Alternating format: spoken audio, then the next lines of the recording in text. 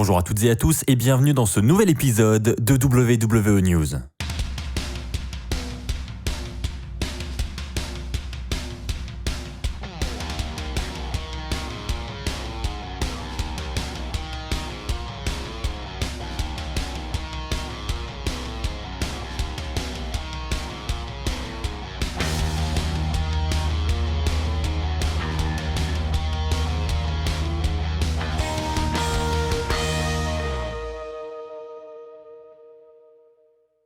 Bonjour à toutes et à tous, c'est Axel de la chaîne YouTube WWE Fan France, j'espère que vous allez tous très bien. On se retrouve comme chaque semaine pour les 4 news les plus importantes du moment.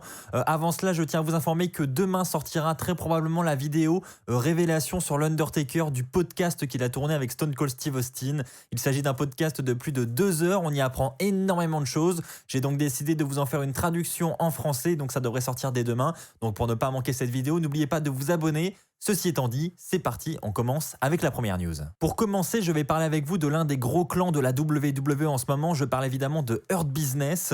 Il faut savoir que depuis plusieurs semaines, ils essayent de s'approcher des titres par équipe. Ils ont affronté à 2 reprises le New Day. Malheureusement pour eux, à chaque fois, c'est une défaite qui est arrivée. Mais il faut savoir que les officiels croient en ce clan et veulent vraiment donner beaucoup de prestige à ce nouveau clan de la WWE. Et cela passe par des ceintures. Donc actuellement, nous avons Bobby Lashley qui est champion des États-Unis. Et il est dit que le plan à long terme serait que 2 autres membres de ce clan soient champions par équipe. Donc une victoire de Hurt Business pour ces titres, ça devrait arriver prochainement. Et on dit même que cela devrait arriver durant la route vers WrestleMania 37. Alors je ne sais pas ce que vous en pensez, mais moi je suis pour à 200% parce que déjà du côté du New Day, on a un petit peu tout vu. Et c'est vrai que moi je crois énormément à Hurt Business. Je trouve que c'est un très bon clan et qu'il y a vraiment moyen de construire quelque chose de solide avec eux. Donc je dis oui à 200%. Et j'y crois, et ça tombe bien parce que visiblement ce sont les plans des officiels. N'hésitez pas d'ailleurs à me partager votre avis sur le clan Hurt Business dans les commentaires. Ceci étant dit, nous allons passer à la suite et je vais maintenant parler avec vous de Seth Rollins. J'en ai déjà parlé lors du dernier épisode. Je vous avais informé d'une potentielle absence de Rollins qui devrait arriver très bientôt. Eh bien, il faut savoir que pour tous les fans de Rollins, malheureusement, vous n'allez pas le revoir avant quelques semaines maintenant, puisque effectivement, il s'agissait au Survivor Series de la dernière apparition de Seth Rollins avant la naissance de son bébé. Du moins, c'est ce que nous annonce Dave Meltzer du Wrestling Observer. Donc, je pense qu'on peut croire en cette info et je pense qu'elle est assez fiable. Et donc, effectivement, en plus, au vu de ce que nous avons vu au Survivor Series, ça semble assez logique que Rollins quitte les écrans de la WWE pour quelques semaines. Effectivement, pour ceux qui l'auraient manqué, au Survivor Series, il s'est sacrifié dans la team SmackDown et s'est pris un bro kick gratuit de la part de Sheamus, ce qui lui a coûté une élimination. Voilà, il a même refusé de se battre. Donc voilà, on ne sait pas trop pourquoi et visiblement ça semble un petit peu s'expliquer. On sait déjà que suite à cela, il va partir. Donc c'était une manière de l'écarter des écrans. Je pense qu'évidemment, à son retour, nous reviendrons sur son comportement des Survivor Series. Il va sans doute s'expliquer, enfin du moins j'imagine. On ne sait pas cependant quand il va revenir. Est-ce qu'il reviendra d'ici le Royal Rumble 2021 ou pas? Bref, là-dessus, je n'ai pas d'infos. Ce que je peux vous dire, c'est que si vous ne revoyez pas Seth Rollins durant les prochaines semaines du côté de SmackDown, c'est tout à fait normal. Il prend des congés pour profiter de sa femme, Becky Lynch, et aussi de son futur enfant, son futur bébé qui devrait arriver, je le rappelle, au courant du mois de décembre. Les amis, parlons maintenant du prochain pay-per-view de la WWE. Je parle évidemment de TLC qui aura lieu le 20 décembre prochain. Alors pour ceux qui se posent la question, ce sera diffusé uniquement sur le WWE Network comme à chaque fois, donc pas de diffusion à la télévision française. Et donc pour ce pay-per-view, la carte commence déjà à se dessiner un petit peu puisque du côté de Raw, nous avons eu des matchs de qualification pour un match triple menace qui aura lieu la semaine prochaine. Dans ce match triple menace, Keith Lee affrontera AJ Styles et Riddle et le vainqueur aura le droit d'affronter le champion de la WWE Drew McIntyre très probablement lors du prochain pay-per-view de TLC. Mais sachez que le prochain challenger de Drew McIntyre ne serait pas l'un de ces 3 hommes.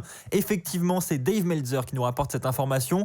Vous l'aurez peut-être remarqué lors du dernier épisode de Raw, Braun Strowman s'est fait un petit peu éjecter de l'arène par Adam Pearce. Il a été suspendu suspendu juste après par la WWE. Évidemment, il s'agit d'une storyline, Braun Strowman qui s'est énervé sur un officiel, sur Adam Pearce, et donc suite à cela, il a été suspendu. Donc ça fait partie du scénario comme je viens de le dire, mais la WWE pourrait justement se servir de ce scénario pour propulser Braun Strowman vers le main event, puisque effectivement, il est prévu, encore une fois d'après Dave Meltzer, que Drew McIntyre affronte Braun Strowman pour le titre de la WWE à TLC. Oui, non, c'est pas une blague. Donc visiblement, Braun Strowman sera de nouveau impliqué dans la course au titre de la WWE dans les prochaines semaines. Alors je ne sais pas du tout comment ils vont amener ça.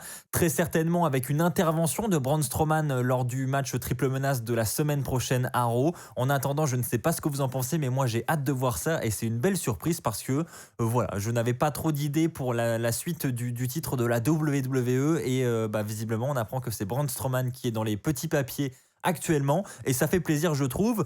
En ce qui concerne le titre universel, là ça semble aussi se dessiner petit à petit. Roman Reigns devrait lui affronter Daniel Bryan. Alors c'est assez imprévisible aussi je trouve parce que Daniel Bryan lui semblait se tourner plus vers le titre intercontinental. Il semblait commencer un petit programme avec Sami Zayn en coulisses, mais il était aussi impliqué dans des matchs face à Jey Uso dans le main event du dernier SmackDown. Donc on savait pas trop, et bien visiblement il devrait affronter Roman Reigns lors du prochain pay-per-view. On devrait avoir des stipulations qui vont aussi bien apparaître du côté de Raw que du côté de SmackDown.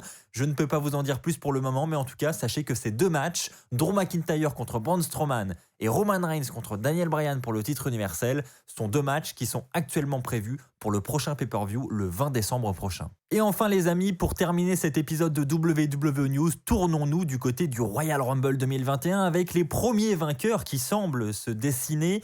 Je vais parler d'abord du match féminin, et d'ailleurs uniquement du match féminin puisque c'est la seule info que j'ai pour le moment à vous donner.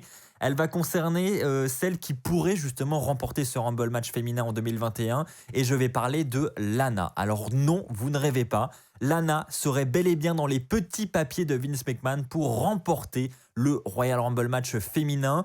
Alors comment cela se passerait? En fait, il souhaiterait mettre Lana en avant de la même manière que Survivor Series, c'est-à-dire qu'elle pourrait remporter le match sans rien faire une nouvelle fois, parce que je vous rappelle que Survivor Series, elle était la seule survivante en n'ayant quasiment rien fait du match.